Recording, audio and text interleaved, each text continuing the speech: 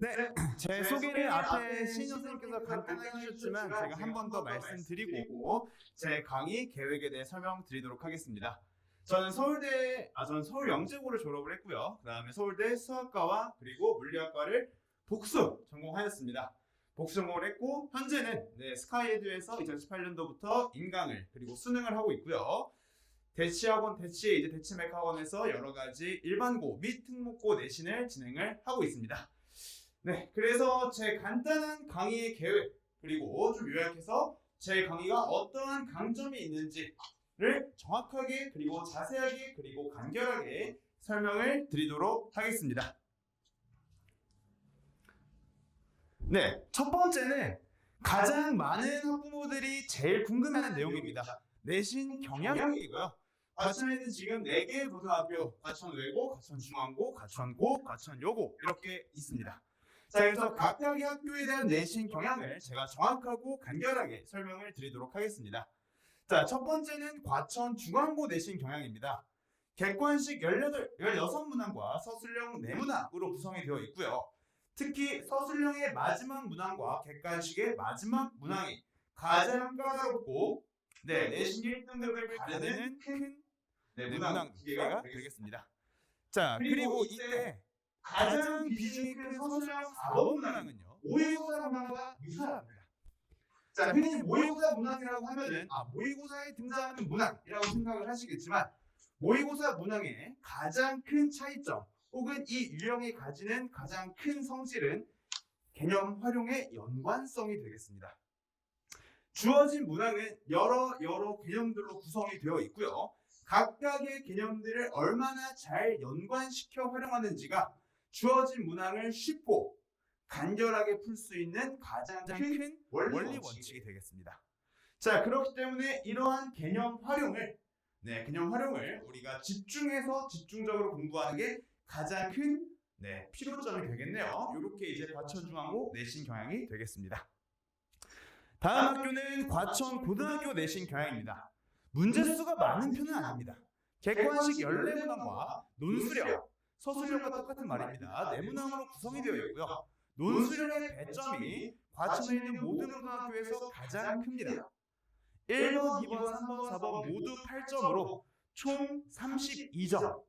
네, 엄청 크죠? 자, 이게 어떤 의미냐면요. 앞에 객관식을 아무리 잘 풀어도 시간 관리를 못해서 뒤에 논술형의 한두 문제만 틀리더라도 1등급과 혹은 원했던 등급에서 너무나도 멀어지게 만드는 그런 결과를 야기합니다. 자, 논술형 문제 같은 경우에는 새끼 문제. 학생들이 가장 싫어하는 유형이에요. 문제 하나에 새끼 문제가 3개, 4개, 심지어 5개까지 있어요. 학생들이 어떤 생각을 하냐면 주어진 문제가 문제 하나가 아니라 문제가 4개, 5개가 있다고 생각을 하고 훨씬 더 시간에 대한 압박을 많이 느낍니다. 네, 그래서 많이 당황하고 합니다. 객관식을 잘 풀고 논술형 1번 넘어 딱 왔는데 새끼 문제가 5개예요. 학생들이 어떤 기분이 들겠어요? 와, 큰일 났다. 너무 막막하다. 어떻게 이렇게 빨리 할 수 있을까? 이런 부분에서 학생들이 많이 당황할 수 있는 시험이고요. 또한 시중 문제집에서 꽤나 까다로운 문항들로 우리가 구성이 되어 있기 때문에 실제로 난이도 자체도 문항수에 비해 매우 어렵다라고 생각을 하시면 되겠습니다. 자, 이런 문항은요, 특히 새끼 문항이 다수 포함된 문항 같은 경우에는 문항의 연관성 혹은 연결성에 집중을 해야 됩니다. 자, 어떤 의미냐면 새끼 문항으로 구분되어 있지만 1번, 2번, 3번, 4번 즉 연결되어 있기 때문에 당연한 얘기지만 1번의 풀이가 2번에, 2번의 풀이가 3번에, 3번의 풀이가 4번에 활용이 각각 이루어집니다.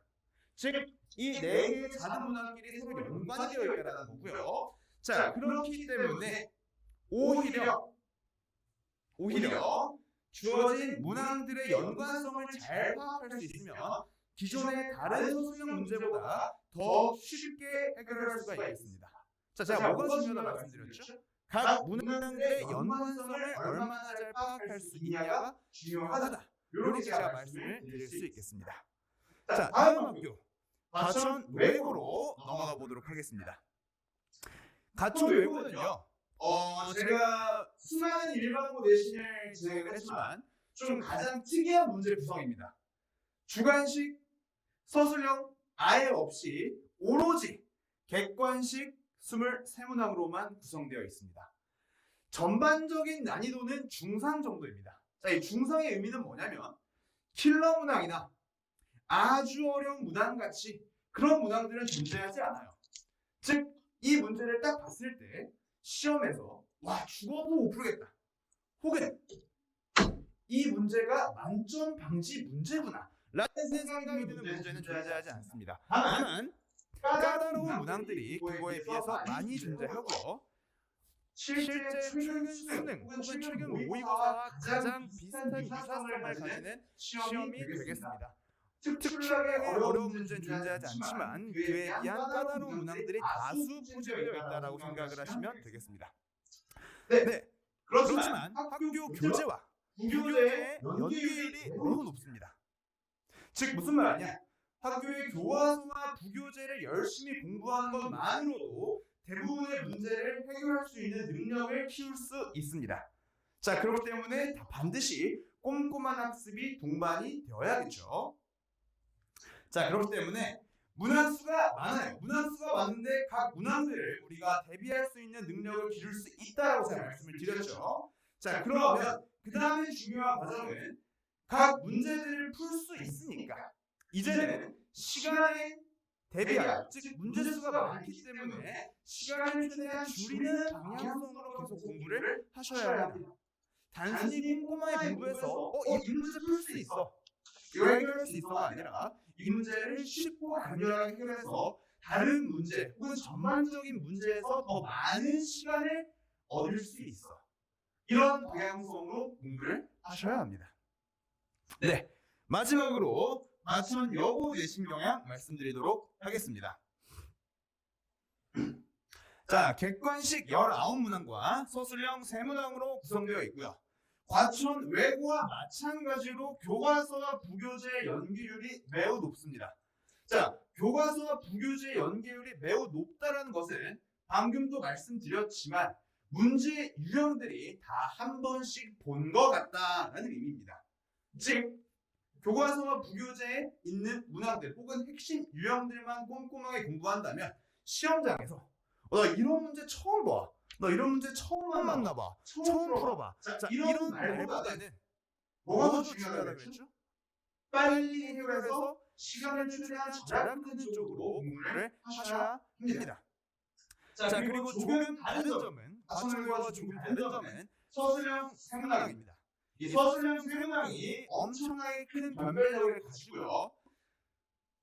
그 여고의 특성상 이 문제를 풀 수 있느냐도 중요하지만 풀이를 잘 쓰는 학생들이 정말 많아요. 깔끔하게 쓰는 학생들이 정말 많습니다. 자, 그렇기 때문에 얼마나 잘 푸는지도 중요하지만 얼마나 잘 쓰는지마저도 되게 중요한 시험이 되겠습니다. 자, 제가 이렇게 내 학교의 출제 경향, 내신 경향을 좀 말씀을 드렸는데, 자, 그러면 당연히 그 뒤에 뭐가 따라와야겠죠? 내신 경향이 이러이러하기 때문에, 문항이 이러이러하기 때문에 어떤 식으로 공부해야 내신에서 높은 점수를 받을 수 있는가? 그리고 제 수업에서는 그걸 어떤 식으로 대비해 주는가? 이 두 가지가 중요하겠죠? 지금부터 첫 번째, 어떤 식으로 공부해야 하는가? 즉, 내신 키포인트를 말씀드리도록 하겠습니다. 자, 고등학교 내신이 중학교 내신과 다른 점은 크게 두 가지입니다. 첫 번째는 시간이 부족하다는 거고요. 두 번째는 신유형의 비중이 생각보다 높다라는 겁니다. 혹은 교과서와 부교재 연계율이 아무리 높다고 하더라도 숫자가 바뀌고 핵심적인 아이디어가 바뀌기 때문에 한 문항을 딱 봤을 때 어색하다라는 겁니다.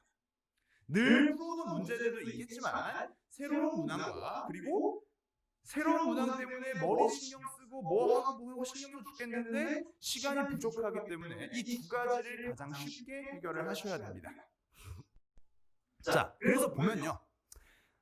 이건 제 경험을 통해 알려드리도록 하겠습니다. 학생들에게는 수많은 유형이 존재하는데 가장 대표적인 시험을 봤을 때 두 부류의 학생들이 존재합니다. 자, 첫 번째는요. 공식과 그 문제 유형을 달달달달달달 외우는 친구들입니다. 이 문제는 이렇게, 저 문제는 저렇게. 이런 문제 나오면 반드시 이렇게 풀어야 돼서 그 풀이 과정 자체를 머릿속에 차곡차곡 집어넣는 친구들이 있어요. 자, 이런 학생들은 익숙한 유형에 대해서는 그 누구보다도 강점을 가집니다. 다만 문항의 난이도가 생각보다 어렵거나 또는 새로운 유형이 나왔을 때 그거에 대한 대응력이 확연하게 떨어지는 모습을 보입니다. 즉 이런 거예요. 본인 생각에서는 이러한 유형 문제가 나와야 되는데 이러한 유형을 이렇게 풀어야 되는데 그 선생님이 조금 수정을 해서 보니까 그 문제가 그 방법으로 안 풀리는 거예요. 자, 이런 학생들은 그러면은 당황합니다. 당황하게 되면 당연히 어떻게 되겠죠? 뒤에 문제에서 계속 문제를 풀어갈 추진력을 잃게 되겠죠. 자, 이렇게 열심히 유형별로 암기를 잘 하지만 암기만 진행하기 때문에 새로운 유형에 대한 대비가 떨어지는 첫 번째 유형이었고요.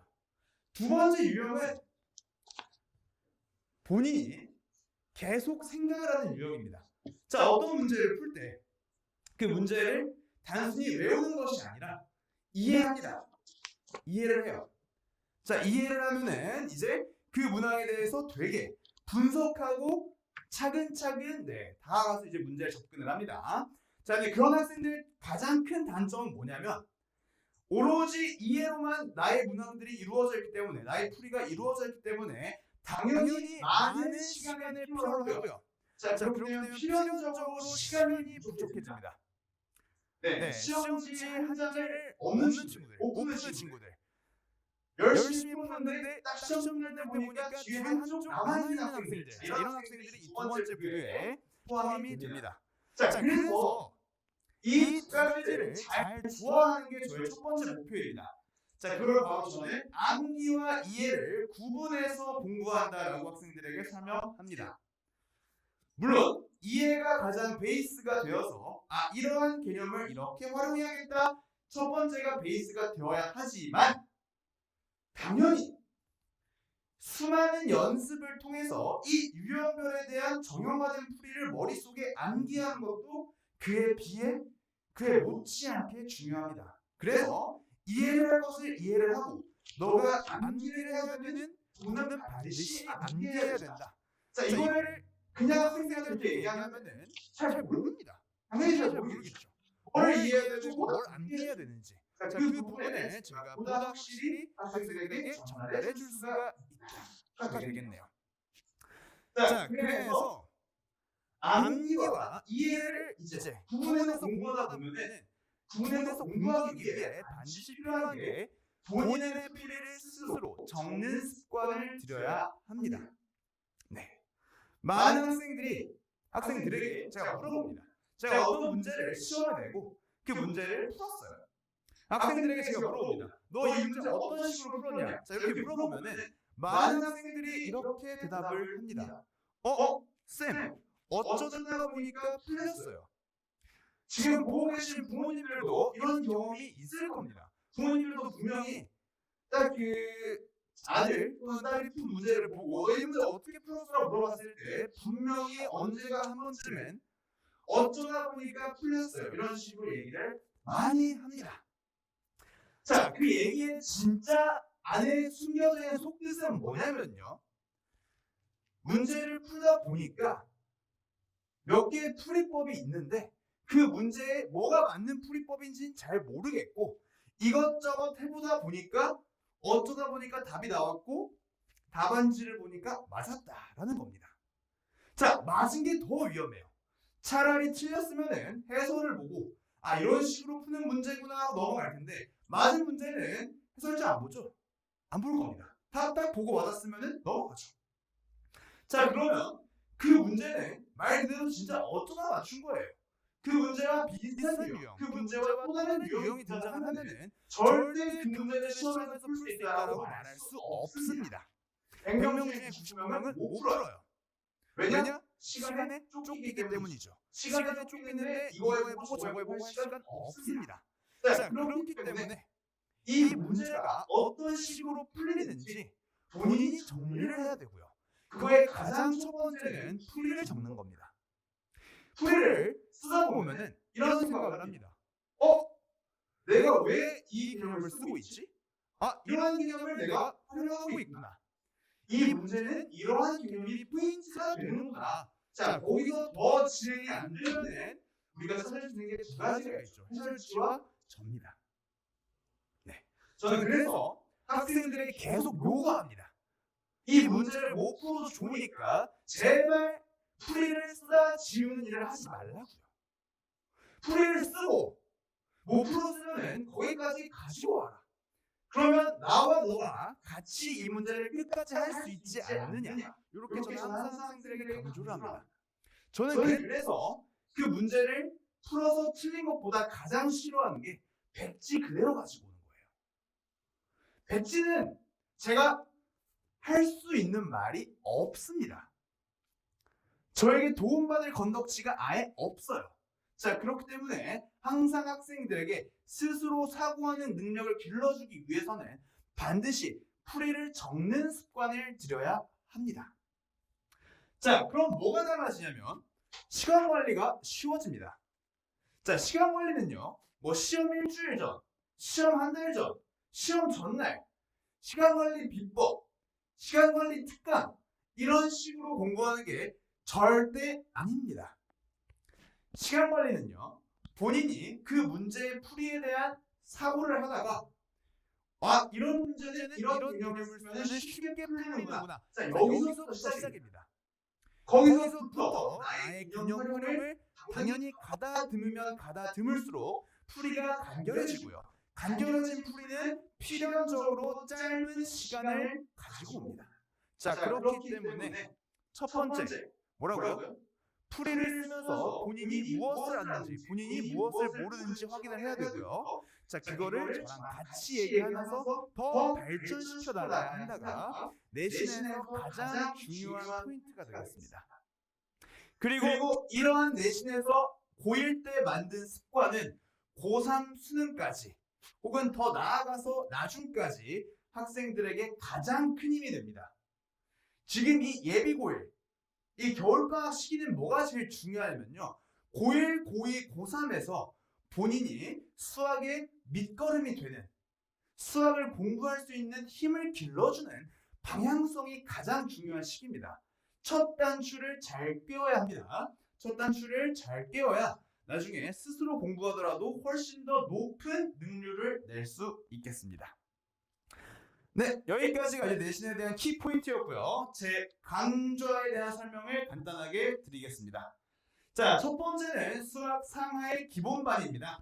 1월 6일 수요일부터 시작을 하고요. 수요일, 금요일 2시부터 4시 반까지 오후입니다. 그리고 클리닉으로 추가되고요. 수강 대상은 수학상을 처음 시작하거나 배운 적이 있지만 잘 모르는 친구들, 그냥 개념부터 다지고 싶은 학생들 모두 의미합니다. 네, 교재는 자체 교재를 사용을 하고요. 제가 직접 만든 교재로 개념을 이해하는 데 큰 도움이 될 수 있는 많은 문항들로 구성이 되어 있습니다. 시중 교재는 정말 좋지만 단점이 문항별로 단계 차이가 너무 큽니다. 뭐 센이나 블랙라벨이나 단계별로 난이도 차이가 너무 나요. 스텝 1, 스텝 2, A단계, B단계, C단계 너무나도 큰 차이가 나기 때문에 저는 문제를 잘게 쪼개서 스텝 1, 뭐 스텝 1.5, 스텝 2 이런 식으로 학생들이 보다 쉽게 문제에 다가갈 수 있도록 좀 구성을 했고요. 수업 특징과 장점, 특징과 장점인데요. 가장 중요한 거, 혼자 하는 수업이 아니라 소통하는 수업입니다. 저는 계속해서 학생들에게 요구하기 때문에 당연히 학생들과의 대화가 많아질 수밖에 없겠죠. 이거는 이런 식으로 풀어봐. 아니, 이건 이렇게 생각해봐. 잘했어. 혹은 너 이렇게 문제 풀이 쓰지 마. 이런 식으로 계속 요구를 하기 때문에 당연히 소통하는 수업이 되고요. 자, 그리고 이제 간결한 개념과 개념 활용을 통한 간결한 문제 풀이까지 쭉 이어서 진행이 됩니다. 자, 그리고 과제는 풀이 과정 점검 후에 제가 직접 오답을 정리하고요. 과제와 테스트가 성취도 50%가 안 되는 친구들은 클리닉을 반드시 참여하도록 구조를 잡아놓았습니다.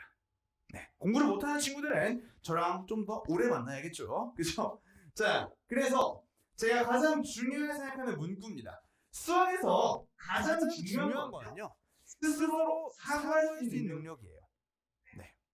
수학이란 과목은 본인이 사고할 수 있는 능력입니다. 자, 그래서 계속해서 why, 왜냐, 왜 생각했어라는 질문을 던지는 쌤과 계속해서 사고하는 학생의 만남이 필요하고요.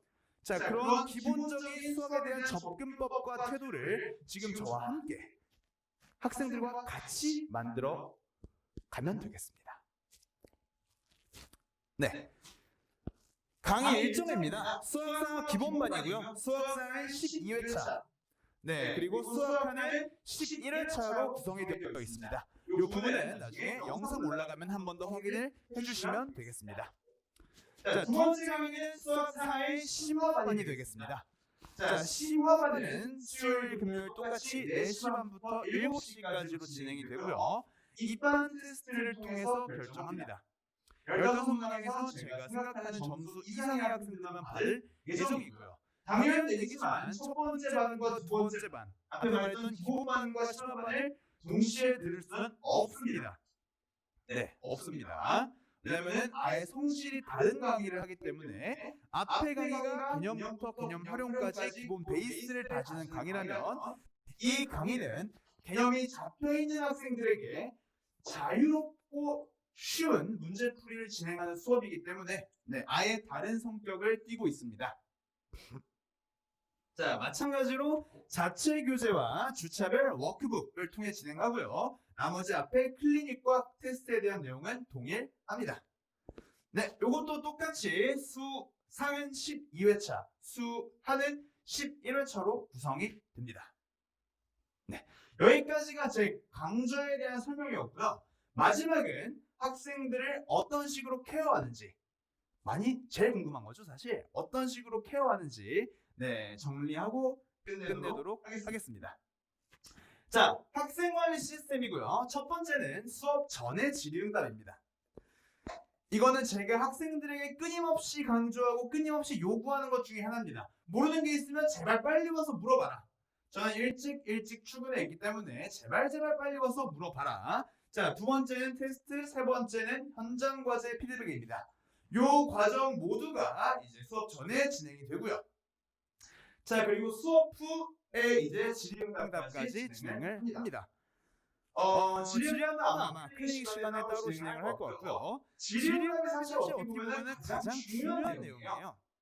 수업이라는 거는 제가 알고 있는 사실을 잘 포장하고 그중에서 학생들에게 전달하는 과정이고요. 질의응답은 그 가공된 내용을 받은 학생들이 본인 스스로 다시 한 번 더 가공하는 과정입니다. 제가 100을 알려주면 학생들이 가공을 합니다. 다 가져가는 친구들도 있고 다 못 가져가는 친구들도 있고 아예 못 가져가는 학생들도 있습니다. 자, 그래서 본인이 이만큼 가공을 했을 때 더 많이, 더 크게, 더 훌륭하게 가공할 수 있는 방법은 저한테 질문을 하는 거겠죠. 왜냐하면 제가 먼저 가공해 준 주식들이기 때문에 저와 얘기하는 게 가장 중요하고요. 그렇기 때문에 저는 질의응답을 가장 강조를 합니다. 네, 강조라고 하겠습니다. 강조를 하고요. 이렇게 5가지 스텝으로 구성이 됩니다. 네, 여기까지였고요. 혹시 더 궁금하신 점은 보드교육으로 전화해 주시면 감사하겠습니다. 수업을 가르치는 조영수였습니다. 감사합니다.